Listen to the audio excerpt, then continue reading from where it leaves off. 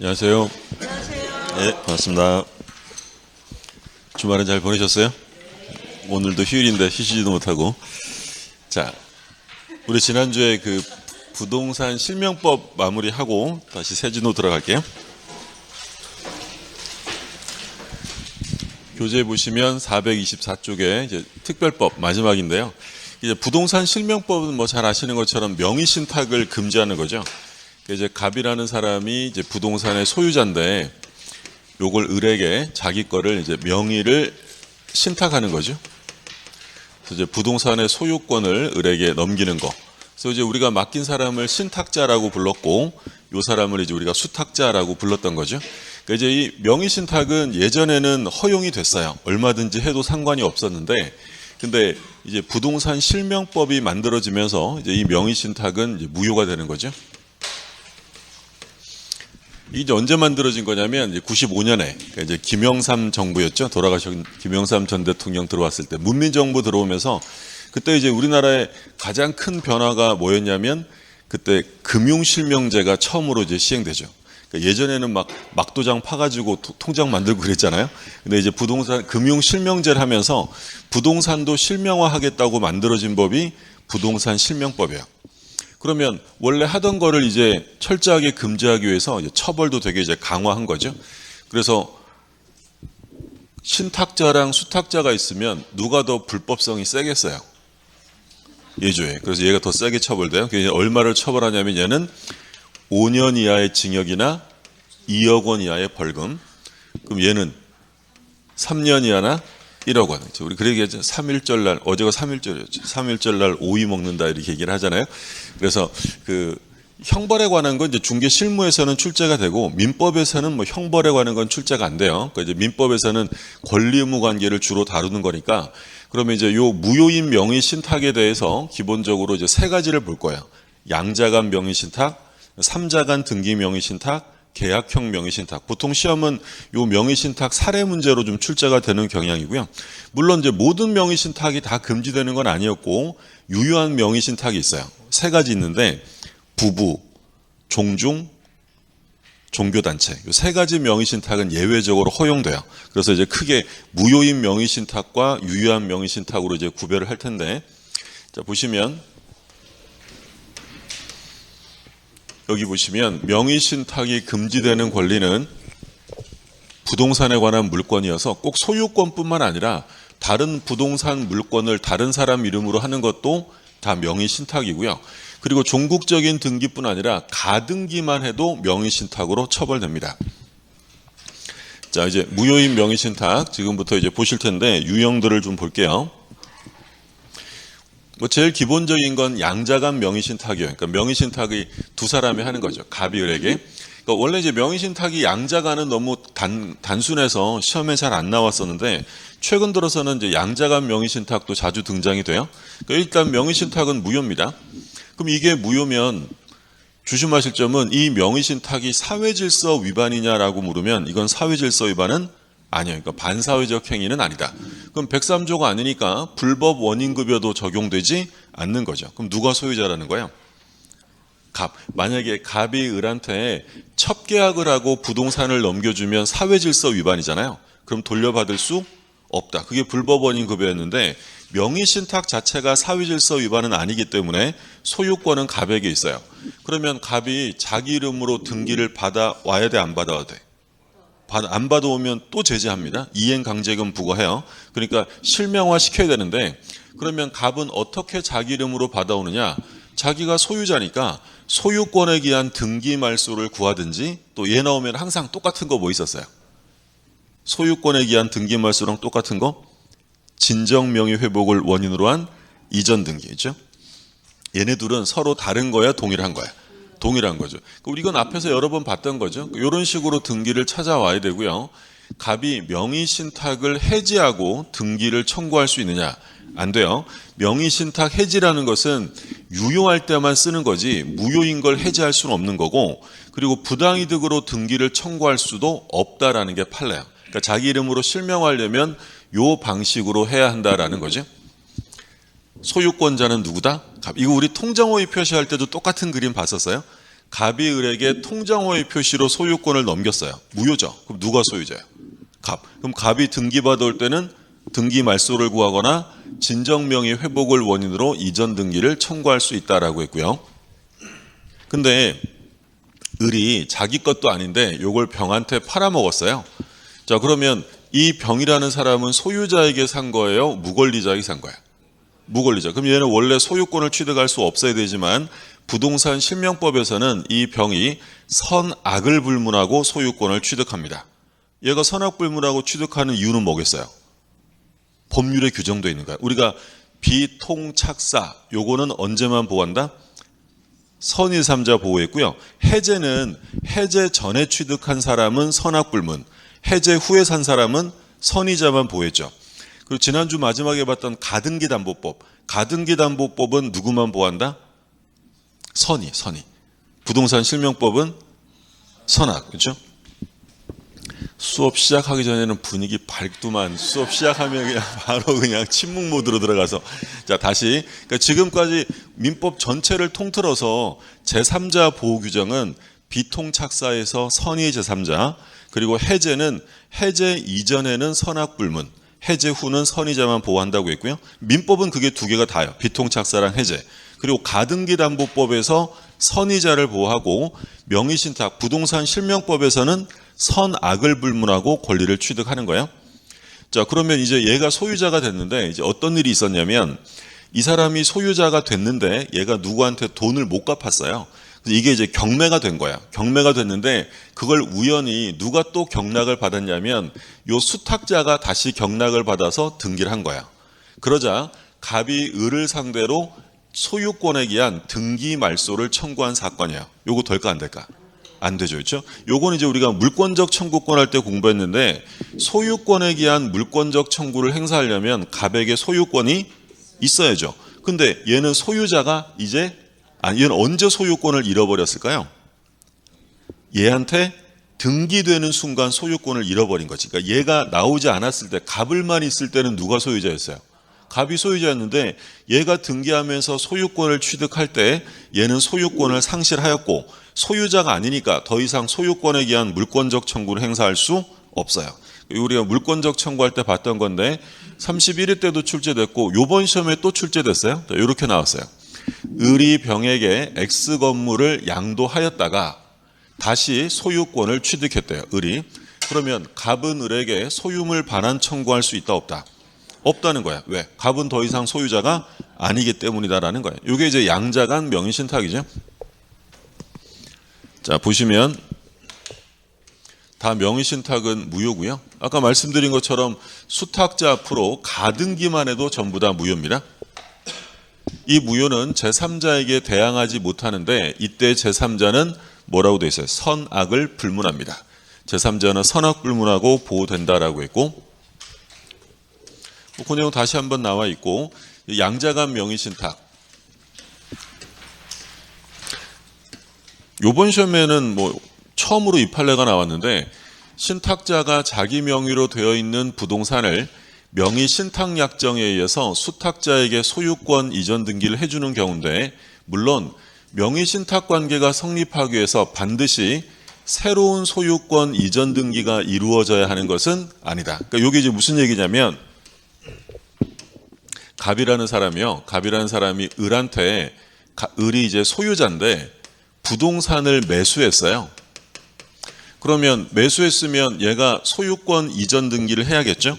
그리고 을한테 뭘 할 수 있어요? 명의신탁할 수 있잖아. 여기까지 이해되셨어요?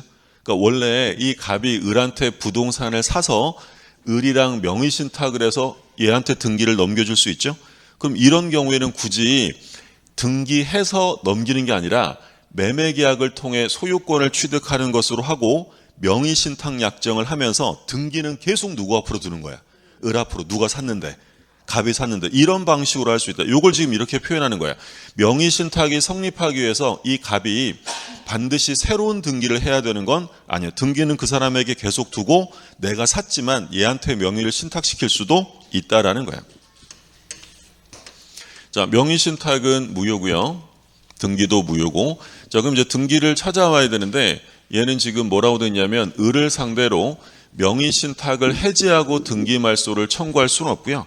말씀드린 것처럼 소유권에 의한 방해제거나 진정명의 회복을 원인으로 한 이전 등기를 청구할 수 있다라고 했어요. 다시 한번 써 있는 거니까 읽어두시면 되겠고, 그리고 부동산 실명법에 의해서 이 명의신탁이 반사회적이라고 볼 수는 없다. 그러니까 반사회적은 아니니까 말씀드린 것처럼 그 등기가 불법 원인급여물에 해당하는 것은 아니다라고 했어요. 그 좀 민법에는 안 나오지만 그럼 이제 중개 실무에서는 이런 것도 출제가 되잖아요. 그러니까 지금 을이 갑이 을에게 명의신탁했더니 얘한테 팔아먹으면 이게 형사상 횡령죄야 아니에요? 횡령죄가 아니에요. 횡령죄가 아니에요. 판례가 이제 변경됐어요. 예전에는 형사상 횡령죄를 죄책을 졌는데 지금은 횡령죄가 성립하지 않는다. 그럼 횡령죄가 성립하지 않는다고 해서 을이 이걸 팔아먹은 것이 정당한 건 아니잖아요. 그럼 갑에게 불법행위 손해배상 책임은 져야 되는 거예요? 예전에는 이게 횡령죄였거든요. 근데 횡령죄가 아니다. 그러니까 횡령죄라는 거는 뭐 그 형법의 문제인데, 횡령죄는 소위 신분범이고요. 아무나 저지를 수 있는 범죄가 아닙니다. 일정한 자격이 되는 사람만 할 수 있어요. 예를 들어 신분범이라는 건 이제 어떤 거냐면 뇌물죄 있잖아요. 수뢰죄.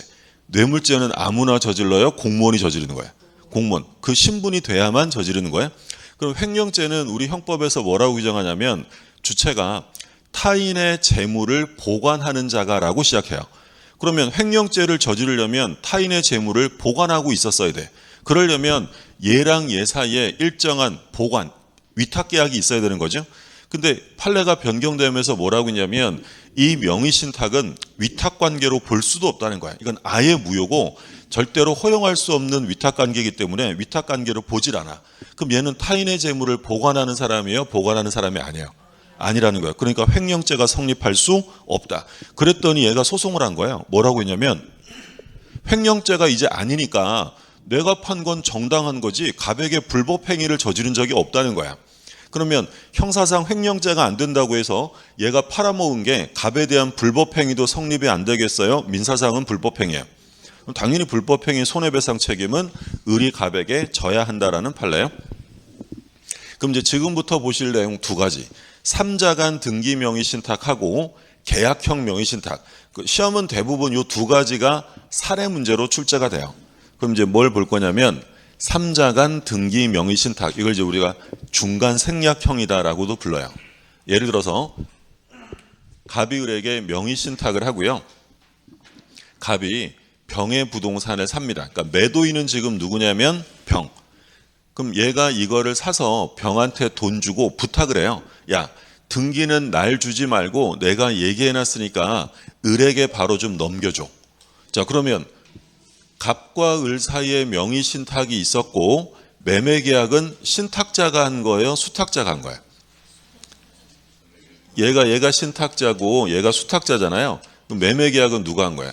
신탁자가 하고 등기만 수탁자에게 바로 넘기는 거야. 요걸 중간 생략형. 그러니까 얘한테 등기되는 과정이 생략돼 있죠? 중간 생략형 또는 3자간 등기 명의신탁이다라고 불러요. 자, 그러면 법률 관계를 따져보면 그러면 이 명의신탁은 유효해요? 무효해요? 무조건 무효지. 명의신탁은 부부, 종중, 종교단체란 말 없으면 무조건 무효예요? 그러면 무효니까 여기다가 대고 또 명의신탁을 해지하고 등기받아온다 이런 말 써 있으면 무조건 틀리는 거야. 해지는 언제만 쓴다고요? 명의신탁이 유효할 때만 쓸 수 있는 말이에요. 그럼 요 갑과 병의 매매계약에는 하자가 있어요? 없어요? 매매계약은 유효다 무효다? 매매는 아무 문제 없죠. 유효해요.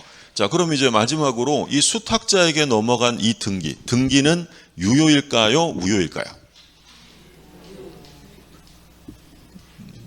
무효 이러지 마시고 유효 아니면 무효겠지. 자, 그럼 우리가 항상 얘기한 게 등기가 유효하려면 등기에 부합하는 실체관계가 있어야 한다라고 했어요. 그러면 얘한테 등기가 넘어올 어떤 법률관계가 있어요? 없어요? 없죠. 매매는 갑이 했고 명의신탁은 무효니까 얘한테 등기가 넘어올 법률관계가 없어요. 그럼 이건 실체관계 없는 무효등기일 수밖에 없다. 여기서 이제 오해하시면 안 되는 게 뭐야 이거? 중간 생략 등기는 유효라 그러지 않았어? 이렇게 생각하시면 안 돼요. 중간 생략 등기는 갑이랑 을이 매매했고 을과 병도 뭐 했어요? 매매했는데 등기만 이렇게 넘어가는 게 중간 생략 등기잖아요. 그럼 병이라는 사람이 매매했으니 얘한테 등기되는 건 실체 관계가 있는 거야. 근데 얘는 매매한 적도 없고 명의 신탁이 유효하지도 않으니 등기가 넘어와서는 안 되는 거지. 무효입니다. 그럼 누가 소유자야? 이게 무효면. 그죠? 등기부를 보니까 병에서 을로 이전 등기가 됐어요? 근데 요게 무효래. 그럼 누가 소유자야? 병. 그러니까 여기서 제일 조심하셔야 되는 건 갑이 소유자가 아니라는 거예요. 갑은 소유권을 취득한 적이 없는 사람이에요. 그러니까 시험에서는 많이 나오는 지문이 뭐가 있냐면 이 유형에서 갑은 을을 상대로 소유권에 기한 등기 말소나 진정명의 회복을 원인으로 한 이전 등기를 청구할 수 있다라고 하면 OX. 안 돼요. 얘는 소유자가 아니니까. 이거 누가 해야 돼요? 병이 해야지.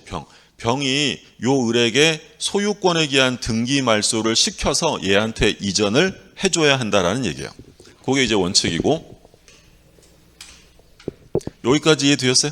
그러니까 소유자가 갑이 아니라는 점이 일단 제일 기본적으로 중요해요. 소유자는 당연히 병이니까 얘한테 등기 말소를 구할 사람도 병이에요. 그러면 이 병은 원칙적으로 이걸 말소해서 갑에게 소유권을 넘겨줄 의무가 있는 거예요, 없는 거예요? 있는 거지. 매매계약이 유효하니까. 근데 이 병이 얘 부탁받고 등기까지 넘겨줬는데 또 알아서 말소시켜서 또 넘겨주고 귀찮아서 안 합니다. 그러면 갑이 등기를 자기 앞으로 받아오려면 어떻게 받아와야 될까? 직접 말소를 구할 수는 없잖아요. 얘는 누구랑 계약했으니까. 병. 그럼 얘는 어떻게 돼요? 병을 대위해서 의뢰 등기를 말소시키고 유효한 매매계약을 원인으로 병에게 이전 등기를 받아와야 한다는 거야. 그러니까 직접 말소가 아니라 대위해야 한다는 점 조심하시고, 그러면 이 을은 이 병한테요, 야, 명의신탁이 무효니까 매매대금은 돌려줘라고 할 수 있을까 없을까? 자, 얘가 얘한테 지급했던 매매대금을 돌려받으려면 뭐가 무효해야 매매대금을 돌려받을까요? 매매가 무효해야지. 근데 매매는 무효해요, 유효해요? 유효니까 매매대금 돌려달라고 할 수는 없어요. 그럼 얘는 뭐 달라고 해야 돼요? 매매계약이 유효니까 등기 넘겨라 라고 등기 청구권을 가지는 것이지 매매대금을 돌려달라고 할 수는 없다라는 거야. 그럼 똑같은 거, 갑은 을에게 부당이득으로 등기 내놓으라고 할 수 있느냐? 할 수 없어요. 그러니까 부당이득이라는 건 언제 발생하냐면 제일 기본적인 요건은 자신에게 손해가 있어야 돼요. 지금 현재 이 상황에서 갑은 손해가 있을까 없을까? 없어요. 왜? 얘한테 돈 주고 뭘 받아올 수 있는 거야. 등기 청구권이 있기 때문에 얘는 손해가 없으니 부당이득이란 말이 아예 나올 수가 없는 거야. 그래서 얘도 시험에 잘 나와요. 부당이득으로 등기 청구할 수 있느냐? 못합니다. 자, 그러면 이 을이요, 원래 대위 말소해야 되는데 을이 그냥 받아라 이러면서 스스로 등기를 넘겨줬대요. 을이 갑에게 직접 등기를 넘겨주면 이 등기는 유효일까요? 무효일까요? 등기는 유효. 왜 유효할까? 그렇죠. 매매했잖아요. 그럼 얘한테 등기되는 건 실체관계와 불일치하는 거야, 일치하는 거야? 일치하는 거야. 실체관계가 존재하기 때문에 등기는 유효다. 그러면 삼자간이든 계약형이든 수탁자가 스스로 넘겨줬다라고 써 있으면 이 등기는 뭐라고 생각하시면 돼요? 유효 등기다라고 생각하시면 돼요. 자, 그런데 요 을이요, 자기 명의로 되어 있던 등기를 갑에게 안 주고 팔아먹었어요. 정한테 팔았대. 그러니까 반가운 친구 정이 나왔어요. 정은 그럼 뭐야? 제3자. 얘는 그러면 선일 때만 취득한다. 선악불문 취득이다. 얘는 선악불문하고 소유권을 취득하는 거야. 그러니까 부동산 실명법 사례에서 정 나왔을 때 제3자가 나오면 제일 반가운 거야. 얘는 무조건 소유권을 취득하네요. 선악불문. 적극 가담만 안 하면. 그래서 정이 선악불문 소유자가 돼요. 그럼 얘가 소유자가 되면 이제 갑은 손해가 있을까요? 없을까요? 아까 얘한테 등기가 넘어가기 전에는 갑이 병에게 등기를 받아올 수 있으니까 현재 손해가 없단 말이에요. 근데 얘한테 등기가 넘어가면 이제 갑은 등기를 받아올 수가 없게 됐지. 그러면 손해가 발생하는 거야. 그러면 이때 갑은 을에게 야, 너 정한테 받은 매매대금 나한테 갖고 와라고 할 수 있다라는 거야. 이해되셨어요? 요게 삼자간 등기 명의 신탁이에요.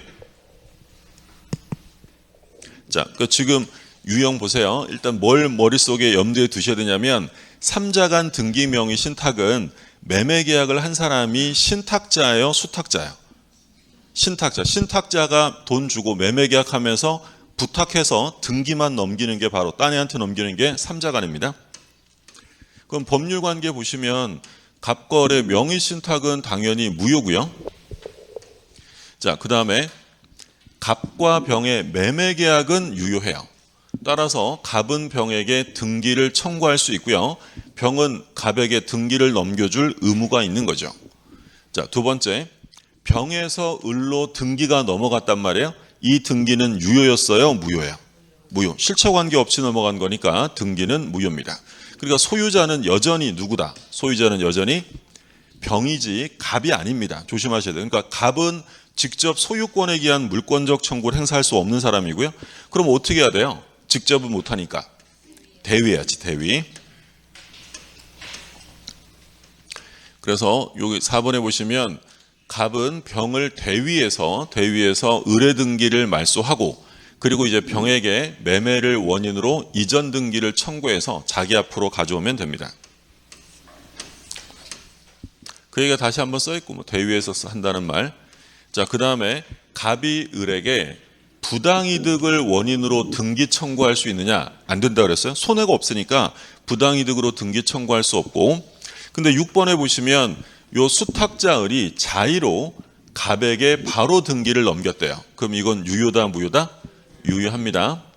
자, 을이 정에게 처분한 경우에 정, 이제 반가운 친구 정, 선악을 불문하고 취득하는 거예요. 제3자는 선악 불문.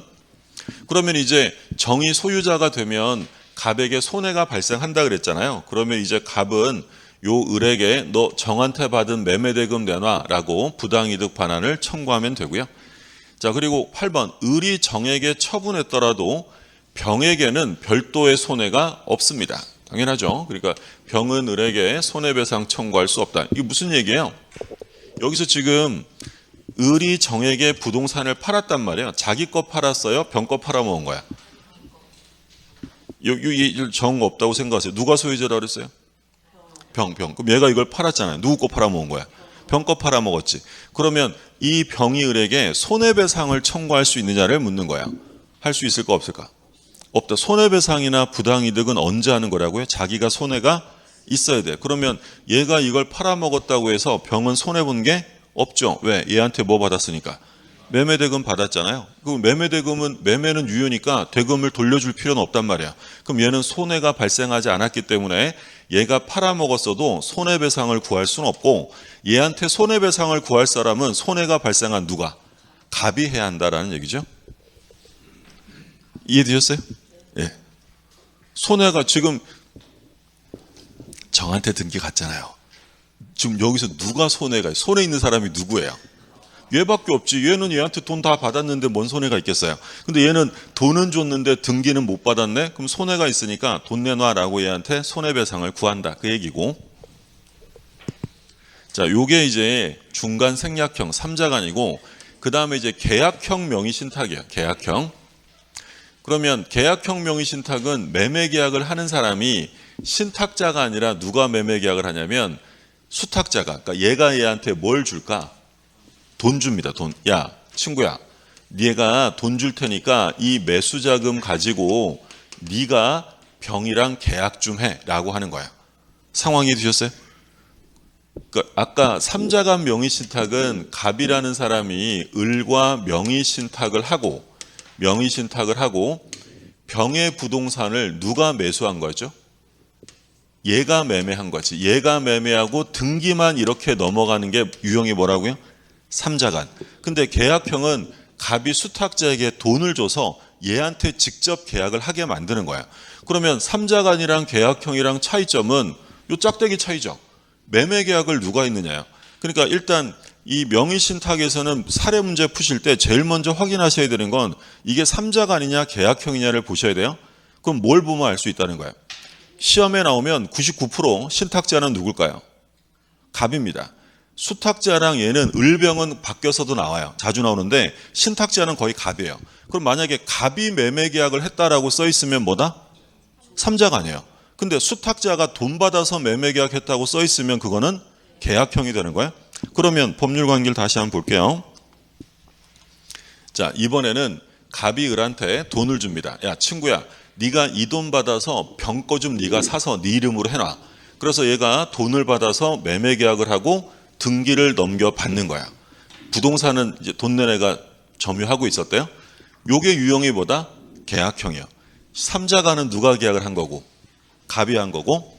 자, 그러면 이거는 계약 3자간이랑 다르게 좀 나눠줘야 되는 게, 이 병이 얘가 명의신탁으로 들어왔다는 걸 몰랐을 수도 있고요. 알았을 수도 있겠지. 3자간은 거의 다 알았을 거 아니에요. 얘가 부탁을 해서 넘기는 거니까. 근데 계약형의 경우에는 얘가 선이냐 악이냐에 따라 좀 다르게 봐야 돼. 왜냐하면 만약에 얘가 선이었대요. 그러면 이 병은 매수인이 진짜 누군 줄 알았다는 거야. 을인 줄 알고 팔았대. 근데 나중에 봤더니 얘네들 내부 관계가 명의신탁이라고 해서 이거 싹 다 무효화시켜버리면 누가 예상치 못한 피해를 보는 거야. 병. 그러니까 얘가 선의일 때는 얘 입장도 고려해줘야지. 근데 만약에 얘가 명의신탁인 걸 알면서도 팔았대요. 얘 입장 봐줄 필요 있어요, 없어요? 없는 거지. 그러면 일단 이 매도인이 선이냐 악이냐로 나누고 시작을 합니다. 그러면 이때 선이냐 악이냐를 판단하는 기준 시점은 언제겠어요? 당연히 계약시겠지. 나중에 알게 된 건 상관없어요. 계약할 때만 몰랐으면 돼요. 그럼 만약에 얘가 악이었대요. 그럼 얘는 명의신탁이라는 걸 뻔히 알고 팔았네. 그러면 병도 보호해 줄 필요는 없습니다. 그러면 명의신탁은 당연히 무효. 명의신탁은 무효. 그러면 매매계약이 유효라는 거예요? 무효라는 거야? 무효. 싹 다 무효화시킵니다. 알고 팔았으면. 그럼 매매가 무효면 등기도 무효겠죠. 그럼 누가 소유자입니까? 병. 그죠? 요게 무효니까 당연히 소유자는 얘겠지. 얘한테 넘어온 거니까. 그러면 병은 을에게 등기 말소를 청구할 수 있다, 없다? 있죠. 소유자니까. 그럼 을은 병에게 뭐 달라고 해야 돼? 내가 돈 줬으니까 대금 줘. 그러면 등기 말소와 대금 반환은 무슨 관계다? 동시행. 이거 한번 출제된 적이 있고요. 자, 그러면 여기서 이제 조금 더 들어가면 어떤 문제가 생길 수 있냐면, 그러면 이 갑이 병 찾아가서요. 야, 내가 돈 대준 사람이잖아. 그러니까 등기 나한테 넘겨. 라고 갑이 병에게 등기를 청구할 수 있느냐? 갑병 간에 법률 관계가 있어요, 없어요? 없죠.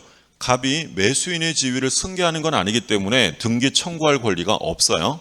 근데 이제 어떤 경우엔 가능하냐면, 병이라는 이 매도인이 갑이 매수인 지위를 갖는 것에 대해서 동의나 승낙해줬다. 알았어, 내가 너 줄게. 라고 했다면 그때는 등기를 청구할 수 있어요. 그래서 결론은 뭐야?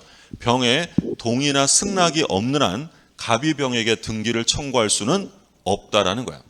그러니까 악의는 이게 끝이에요. 더 이상 나올 게 없어서, 그러니까 시험에서도 매도인이 악의인 경우에는 많이 출제가 안 됩니다. 왜? 물어볼 게 별로 없으니까. 그냥 싹 다 무효.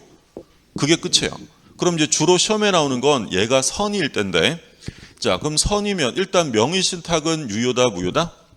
무효. 명의신탁은 부부, 종중, 종교단체 요거 안 나오면 싹 다 무효인 거야?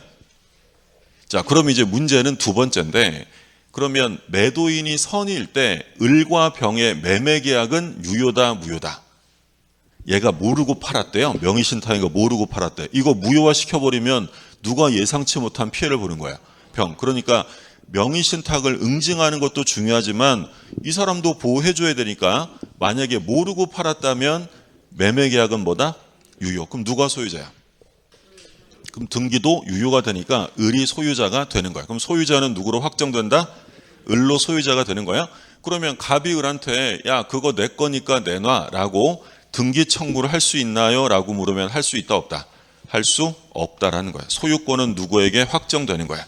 을에게 확정되는 거야. 근데 여기서 이제 나중에 가면 제일 중요한 게 이거거든. 매도인이 선이면 매매와 등기는 유효. 이게 제일 중요해요. 그럼 나중에 가면 어떤 오해를 하게 되냐면, 계약형 명의신탁에서 매도인이 선이라면 명의신탁이 유효하다라고 하면 돼, 안 돼? 안 돼요. 매매 등기가 유효인 거지 명의신탁은 무조건 뭐다? 무효. 선악불문하고 부부, 종중, 종교단체 아니면 명의신탁은 무조건 무효다라고 생각하시면 돼요. 그러면 이제 주로 이제 얘가 선의일 때를 출제한다고 했는데, 얘가 선의일 때 명의신탁은 당연히 뭐다? 무효. 그럼 무효니까 여기다가 뭐 한다는 말 써 있으면 안 된다 그랬어요. 무효인 명의신탁이니까 해지하고 등기받아온다 이런 말 써 있으면 틀리는 거예요. 그럼 여기서는요, 갑에게 손해가 있어요, 없어요? 있죠. 누가 소유자가 돼버린 거야. 그러면 이 갑은 손해를 본 거 아니에요. 그럼 이제 부당이득 반환 청구해야지. 그럼 이때 부당이득 반환으로 받아갈 것이 부동산 자체냐 매수자금이냐가 문제예요. 얘가 준 게 매수자금이고 그게 부동산이 된 거잖아요. 그러면 특별한 얘기 없으면 뭐겠어요? 매수. 근데 이제 물론 이제 엄밀히 정확하게 말하면 우리 판례는 경우를 나눠요. 이 명의신탁이 부동산 실명법이 시행되기 전에 한 거냐 후에 한 거냐. 시행 전이라고 하면 명의신탁이 유효일 때인 거예요, 무효일 때인 거예요?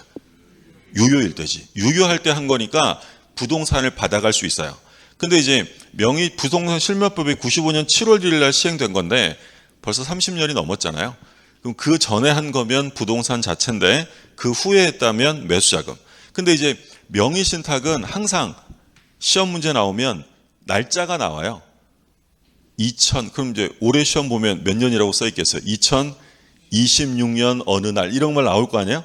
그러면 당연히 뭘 받아야 돼? 매수자금이죠. 그러니까 지금은 특별한 얘기 없으면 얘가 받아갈 건 매수자금이지 부동산이 아니다라고 생각하시면 돼요. 여기까지 되셨어요? 그래서 현재는 뭘 받아가냐면 매수자. 그러면 이 을이 갑한테 야, 땅 가져와. 그거 내 땅이니까 땅 가져와 라고 할 수 있다 없다? 누가 소유자예요? 자, 그럼 을이 요 돈 대준 갑에게 그 땅 갖고 와 할 수 있을까 없을까? 아우 어떻게 그래 이런 생각하시면 안 돼요. 그죠? 감정적으로 생각하지 마시고 누가 소유자다? 을이 소유자니까 당연히 내 거 가져와라고 할 수 있는 거야. 그러면 이때 갑이요, 야, 너 나한테 매수자금 돌려줘야 되잖아. 매수자금 안 주면 이 부동산 못 줘라고 유치권 행사할 수 있느냐? 할 수? 자, 우리가 이제 유치권 안 되는 거 있었잖아요. 유치권 안 되는 거 대표적으로 뭐 있었죠? 보증금, 권리금. 어차피 저 혼자 했잖아요. 보증금, 권리금, 매매대금. 세 개가 제일 중요하다 그랬지. 결련성이 없는 거. 보증금, 권리금, 매매대금. 그때 나온 게 매매대금, 매수자금 다 똑같은 말이라고 했었죠. 그러면 이 매수자금은 부동산과 결련성이 있다 없다? 없죠. 이건 매매 계약에서 나오는 돈인 것이지 목적물하고는 결련성이 없기 때문에 유치권을 행사할 수는 없다라는 것이 판례 입장이에요. 상황이 되었어요? 예. 그러면 이 경우에 얘가 지금 점유하고 있잖아요. 이 점유는 자주점유일까요? 타주점유일까? 누구 거예요? 을 거. 이 사건에서 우리 법원이 뭐라고 하냐면 갑은 을의 소유임을 이제 알고 있는 거예요. 알면서도 하는 악의 무단점유이기 때문에 타주점유고요. 그럼 타주점유면 얘가 계속 점유하면 시효 취득을 할 수 있다는 거예요, 없다는 거예요? 없다. 그렇죠? 이거 안 돼. 이것도 최근 판례니까 같이 기억해 두시고요. 그래서 계약형은 지금 보시는 것처럼 매도인이 선이냐 악이냐로 나눠서 보셔야 돼요. 일단 제일 기본은 삼자간이냐 계약형이냐를 먼저 구분할 수 있어야 돼요. 삼자간이라고 하면 누가 계약을 했다고요? 갑. 신탁자가 계약을 하고 등기만 저쪽으로 가는 게 삼자간이고, 계약형은 수탁자가 돈 받아서 수탁자가 직접 계약한 게 계약형 명의신탁이에요. 자, 보시면 유형을 이제 얘기하고 있는데 매도인이 악의인 경우가 먼저 나왔어요. 그럼 매도인이 악이면 매도인도 보호할 필요 없으니 매매와 물권 변동 무효. 그래서 을 앞으로 된 등기도 당연히 무효가 된다라는 얘기죠.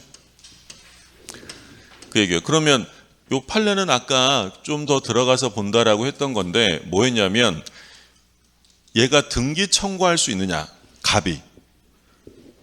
무효가 돼버리면 돈 대준 갑이 내가 매매 계약을 한 사람이니까 돈 주세요, 등기 주세요 할 수 있다 없다? 없어요. 그래서 어떤 사람이 타인을 통해서 부동산을 매수할 때 명의를 타인 명의로 하기로 약정했고, 자, 매도인도 그 사실을 뭐예요? 알고 있었대. 그럼 알고 있으면 그 매매 계약이 당연히 무효가 된다라고 했죠. 그럼 이제 문제는 이 매매계약상의 매수인 지위가 당연히 신탁자에게 귀속된다, 안 된다? 안 돼요. 그러니까 얘는 등기 달라고 할 수 있는 거야, 없는 거야? 없는 거야. 그런데 아까 뭐라고 말씀드렸냐면 계약 상대방인 매도인이 수탁자 대신에 신탁자가 매수인으로 되는 것에 대해서 뭐 했대요? 동의 내지 승낙을 했다는 거야.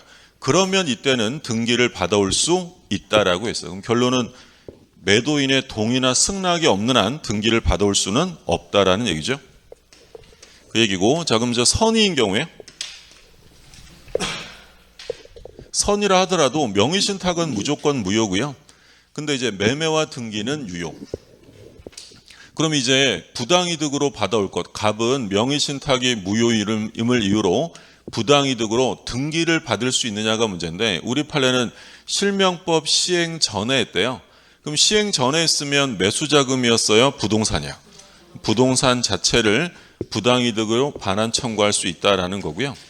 자, 그런데 다음 페이지에 보면 실명법 시행 이유. 근데 지금 말씀드린 것처럼 시험 이제 문제 나오면 다 시행 후를 전제로 출제하기 때문에 이때는 뭐만 받아와라? 매수자금. 자, 그 다음에 1번. 부동산 경매 절차. 자, 이번엔 경매예요. 경매 절차에서 부동산을 매수하려는 사람이 매수대금을 자기가 부담하면서 다른 사람 명의로 매각을 받기로 하는 경우야. 그러니까 이런 거죠. 갑이 을한테 예를 들어 2억을 줘요. 2억을 주면서 야, 지금 법원에서 경매가 진행되고 있으니까 이 돈 가지고 가서 경락을 받으라는 거야. 그래서 이 을이 갑에게 2억 받아서 법원에 가서 병소유물을 경락 받았대요.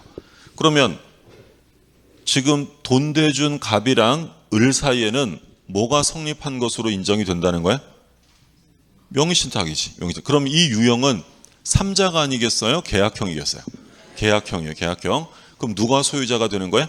을. 자, 근데 여기서 이제 매우 제일 중요한 게 뭐냐면 얘가 이제 경매를 받는데 이 소유자인 병이 이 사람이 명의신탁으로 경매에 참가했다는 걸 알고 있었대. 자, 알고 있었을 때 이 등기가 유효냐 무효냐가 문제야. 아까 우리 얘가 매매했을 때 있었잖아요. 매매했을 때 얘가 악이면 이거 유효였어요, 무효야? 다 무효였지. 매매 등기 다 무효죠. 근데 이제 매매가 아니라 뭐 했다고요? 경매했다면 얘가 알았어도 유효냐 무효냐 이걸 묻는 거야. 우리 판례는 이건 유효다라고 판시합니다. 왜 유효일까? 경매라서. 그럼 경매는 왜 유효냐면 우리 판례가 이 사건에서 뭐라고 하냐면 소유자인 이 사람은 경매 절차를 지배할 수 있는 자가 아닌 거야.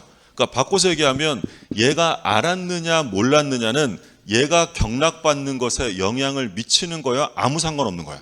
아무 상관없지. 그러니까 얘가 알았든 몰랐든은 판단 기준이 될 수 없는 거야. 그러니까 무조건 누가 소유자가 된다?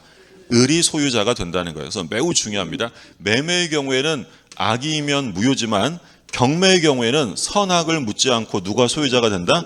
을이 소유자가 된다라는 거야.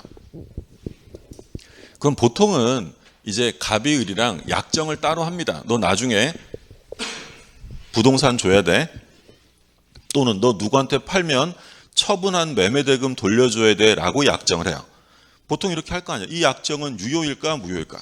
이 약정은 무효다라는 게 판례예요.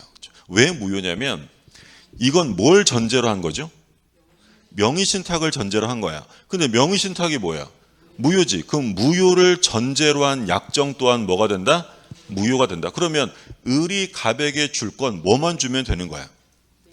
요거 매수자금만 주면 되는 거지 얘가 부동산을 갑에게 돌려줄 필요는 없다라는 거야. 근데 얘가 에이 받아라 이러면서 그냥 줬어요. 부동산을. 자, 이 등기는 유효다 무효다? 유효죠. 왜 유효일까? 물론 만만하게 실체관계이긴 한데 여기서는 이제 뭐냐면 얘가 원래 얼마 줬어야 돼요? 2억 줬어야 되는데 근데 돈 대신에 부동산으로 줬네? 이걸 뭐라고 불러요? 돈 대신에 물건으로 갚았네? 대물변제. 대물변제로서 등기는 유효하다라는 게 판례야. 적법한 원인이 따로 존재하는 거죠. 이해되셨어요? 그럼 뭐 헷갈리면 뭐 그냥 뭐라고 생각하시면 돼요. 아, 지가 줬어? 자유로 줬어? 그럼 등기는 유효. 이렇게 생각하셔도 돼요. 그런데 요 을이요, 정한테 팔았어요. 근데 이게 부동산 가격이 올라서 3억을 받았대. 그러면 을은 갑에게 줘야 될 돈이 3억이에요, 2억이에요? 2억이에요. 매수 자금만 주면 되는 거지 처분대금 반환하기로 한 약정은 뭐다? 무효다라는 거예요. 무효. 근데 을이요, 얘한테 줘야 돼요, 안 줘도 돼? 안 줘도 돼. 누구 거니까? 을 거니까. 근데 이제 보통 실제로 이런 명의신탁이 이루어졌다 그러면 보통 을이 갑에게 부동산을 넘겨줄까요, 안 넘겨줄까? 보통 다 넘겨줍니다. 왜 넘겨줘요? 그래야 되는 줄 알거든. 보통은 이게 법률상으로 자기가 소유자로 확정됐다는 걸 사실은 잘 몰라요. 그러니까 얘 돈으로 산 거니까 달려면 줘야 되나 보다라고 준단 말이에요. 근데 실제로는 줘야 돼, 안 줘야 돼? 안 줘도 되는데 만약에 줬다면 그 등기는 무효가 아니라 뭐다? 유효다라는 게 판례예요. 그럼 여기 등기할 때 취득세, 등록세 같은 거 낼 거 아니에요? 취등록세 누가 냈을까? 갑이 냈을까? 을이 냈을까? 생각을 해보세요. 어떤 사람이 여러분한테 부탁을 하셔. 친구야, 상황이 이러니까 네 이름으로 등기 좀 해놓자. 그리고 세금은 네가 다 내는 거야. 그럼 그렇게 해주실 거야? 그런 게 어딨어요? 세금을 내준데도 해줄까 말까인데. 그럼 당연히 얘가 다 됐겠지. 그럼 얘가 소유자가 되면 취등록세 돌려달라, 부당이득 반환 청구할 수 있다, 없다? 있는 거죠, 당연히. 얘가 소유자가 됐으면 거기에 들어간 부대 비용은 갑이 다 돌려받을 수 있다라는 게 판례예요. 자, 요게 계약형 명의신탁입니다. 그래서 지금 여기서 제일 중요한 게 뭐라고 했냐면 1번은 돈대준애랑 명의신탁 관계가 성립한다라는 얘기고요. 돈대준애랑 등기 받은 애랑. 그럼 여기서 제일 중요한 건 요거였어요. 소유자가, 경매 목적물의 소유자가 명의신탁을 알았대요. 알았대. 등기는 무효다, 그래도 유효다. 무효가 되는 것이 아니다. 매매랑 다르다는 점 꼭 구별하시고요. 그리고 말씀드린 것처럼 얘네들이 이제 별도 약정을 한다 그랬죠. 그래서 처분대금을 반환하거나 또는 소유권을 다시 자기 명의로 이전해 주기로 신탁자랑 약정을 했어도요, 이 약정도 역시 유효가 아니라 무효. 왜 무효라고 했냐면 얘는 무효인 명의신탁을 전제로 한 약정이잖아요. 그러니까 이걸 전제로 한 거니까 역시 얘도 뭐가 된다? 무효다. 그러니까 얘는 뭐만 주면 되는 거야? 매수자금, 받은 돈만 돌려주면 되는 거예요. 그러면 이 경우에 매매대금 상당의 부당이득 반환 청구권 가지고 유치권 행사할 수 있다, 없다? 안 돼. 매수자금은 목적물과 결련성이 인정되지 않는다라고 했죠. 자, 여기까지가 이제 명의신탁의 유형. 이건 선악의 판단 기준 시점은 언제라고 했냐면 계약시예요, 계약시. 나중에 알게 된 건 상관없다. 양자간, 삼자간, 계약형. 세 가지가 사례 문제로 나올 때 특히 삼자간과 계약형을 구별할 수 있어야 되고요. 그 다음에 이제 적용 배제와 예외가 나오는데, 적용 배제는 아예 명의신탁으로 보지를 않아요. 그럼 어떤 게 있냐면 채무변제 담보를 위해 부동산에 관한 물권을 이전했대. 그럼 이게 무슨 담보예요? 담보 목적으로 소유권을 넘겨주는 담보는 양도담보지. 두 번째, 가등기 안 돼. 그럼 이거 무슨 담보예요? 가등기 담보. 그럼 양도담보나 가등기 담보는 명의신탁이에요, 명의신탁이 아니라는 거야? 아니, 아예 배제, 명의신탁으로 보지 않고요. 그 우리가 공유할 때 상호 명의신탁 봤었죠? 뭐라고도 불렀던 거야? 구분소유적 공유. 기억나세요? 그러니까 실제로는 특정 부분을 소유하면서 등기는 뭘로 해두는 거야? 공유등기. 이게 구분소유적 공유고 얘를 상호 명의신탁이라고 불렀고요. 얘는 아예 명의신탁이 아닙니다. 그리고 신탁법상의 신탁, 이런 것들은 명의신탁으로 볼 수 없다. 그럼 네 가지 나왔네요. 양도담보, 가등기담보, 상호명의신탁, 신탁법상 신탁은 아예 명의신탁이 아닙니다. 그럼 만약에 질문에 다음 중 성질이 다른 하나는 1번 양도담보, 2번 가등기담보, 3번 상호명의신탁, 4번 신탁법상 신탁, 5번 부부간의 명의신탁. 정답은 5번. 그럼 이건 뭘 얘기하냐면 5번에 부부간의 명의신탁은 명의신탁이 아니에요. 명의신탁이에요. 명의신탁인데 예외적으로 허용해주는 명의신탁이고 앞에 4개는 아예 뭐도 아니다. 명의신탁으로 보지도 않는 거야.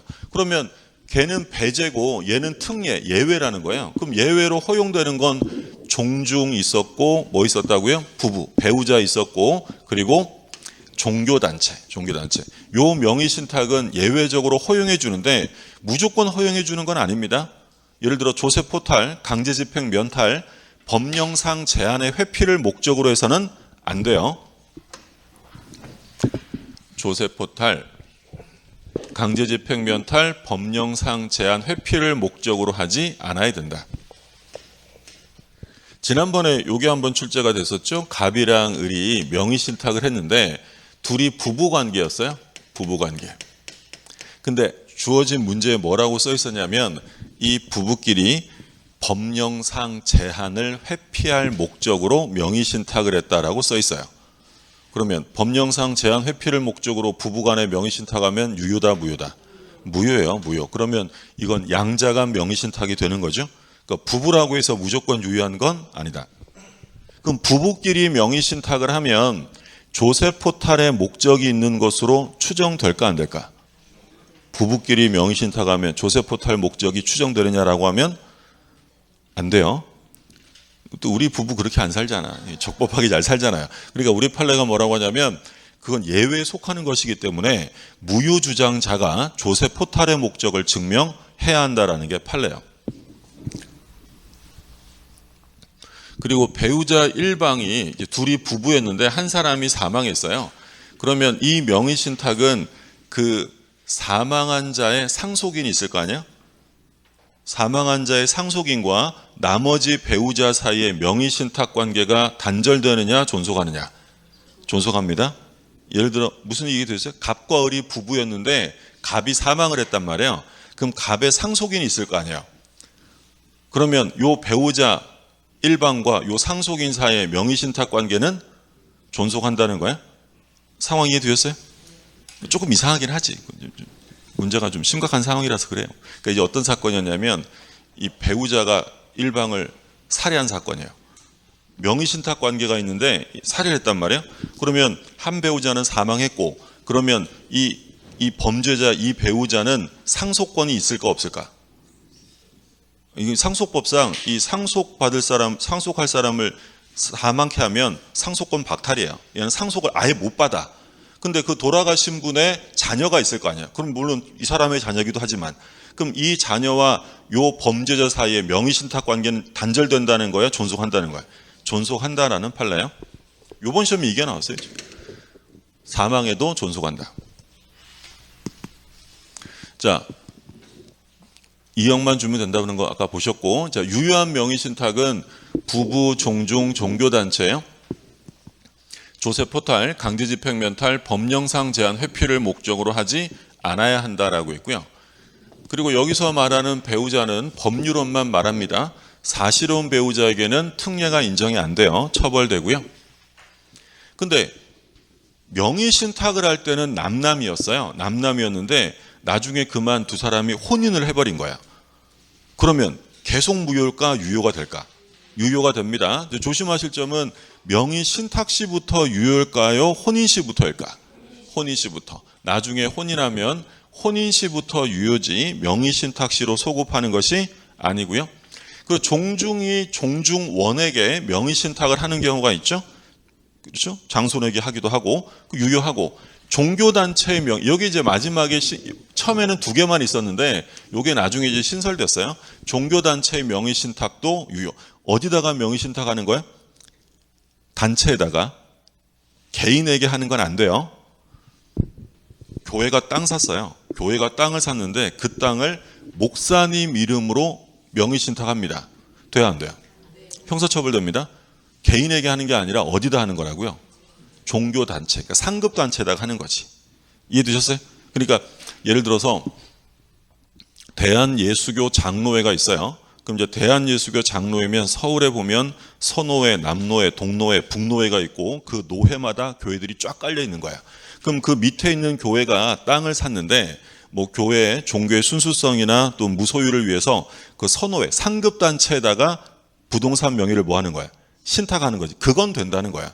근데 뭐 목사님이나 장로님 개인에게 명의 신탁하는 건 안 돼요. 그러니까 다른 시험에서 한번 그 종교단체 개인에게 명의 신탁하는 게 허용되는지를 출제했고 개인에게 하면 안 되고 단체에다 해야 돼요. 자, 그러면 유효한 명의신탁입니다. 갑이 을에게 명의신탁했다. 그럼 이게 유효한 명의신탁이면 법률 관계가 구분되는데 내부적인 소유자랑 외부적인 소유자가 나뉘게 돼요. 그러면 내부적으로는 누구 거예요? 둘 중에. 갑이 을한테 갖고 있어 봐봐 라고 명의를 신탁했단 말이야. 내부적으로는 누구 거야? 갑 거지. 신탁자 거야. 근데 대외적으로, 외부적으로는 당연히 뭘 봐야 돼요? 등기 봐야지. 그럼 대외적 소유자는 누구다?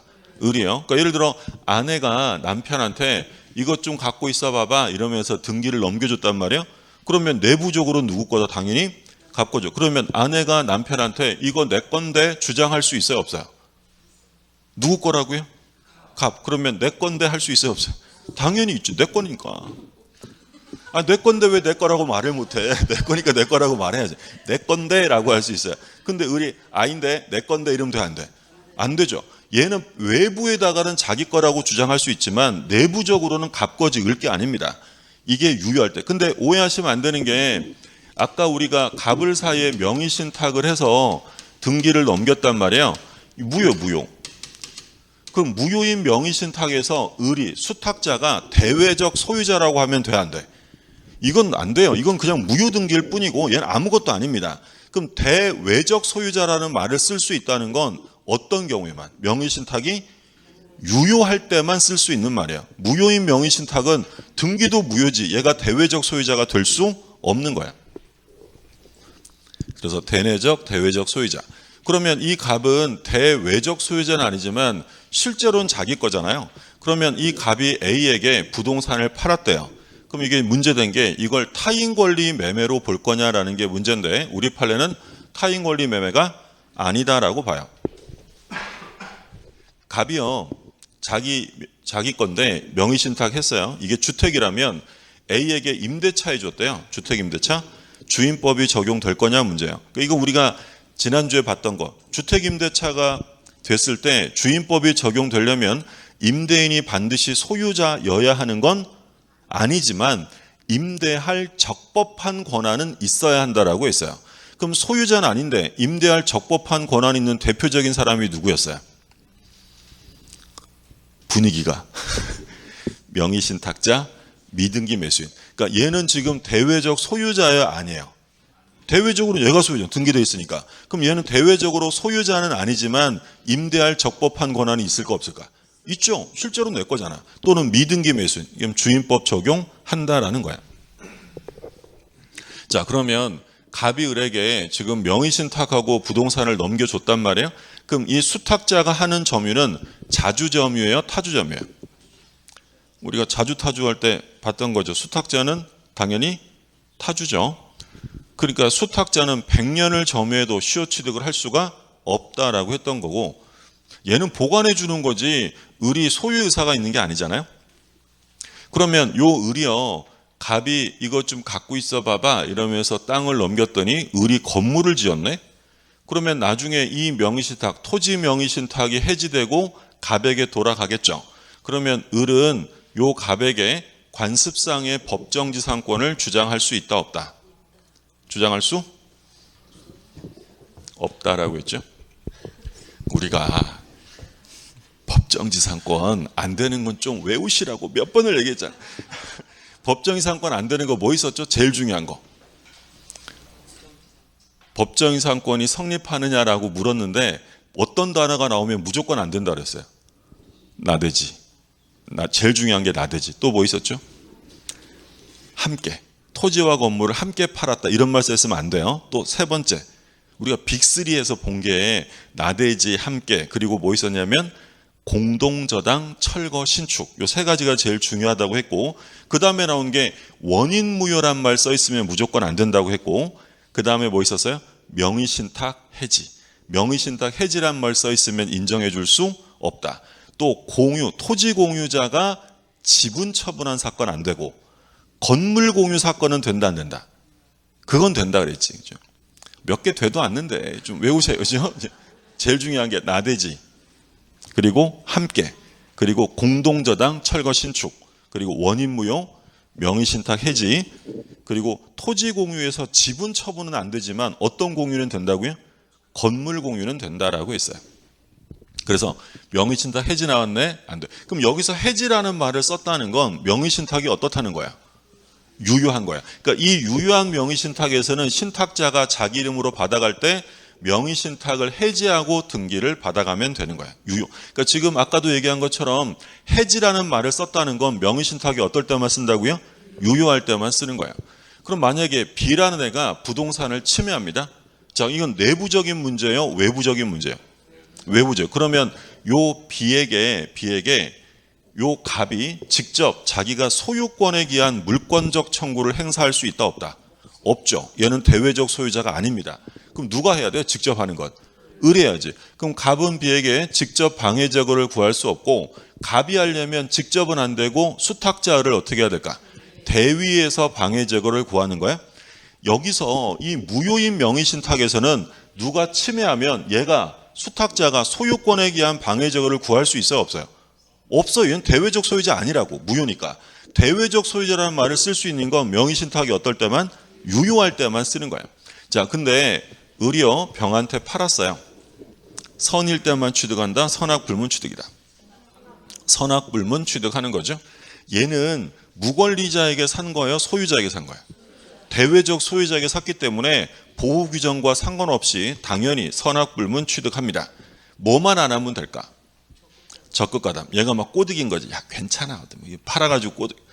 그럼 뭐가 돼? 적극가담 나오면 사회질서 위반, 반사회적 무효죠. 그럼 얘가 말소시킬 수 있네. 직접 말소요? 대위 말소요? 대위 말소지. 얘가 직접 말소할 권한이 관계가 없으니까 대위 말소. 자, 이게 이제 유효한 명의신탁의 법률 관계가 됩니다.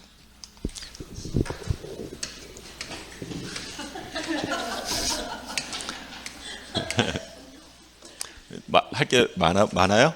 네. 여기는 몇 번 해야 돼요, 몇 번. 그러니까 복습하실 때, 그러니까 그냥 인강을 이렇게 한번 복습하시면 혼자 한번 그려보세요. 계약형은 이렇게 되는 거지. 그러면 요 매매는 유효고 이건 무효. 이런 거를 몇 번 해보셔야지. 그럼 처음엔 좀 틀리겠죠. 몇 번만 해보면 거의 들어와요.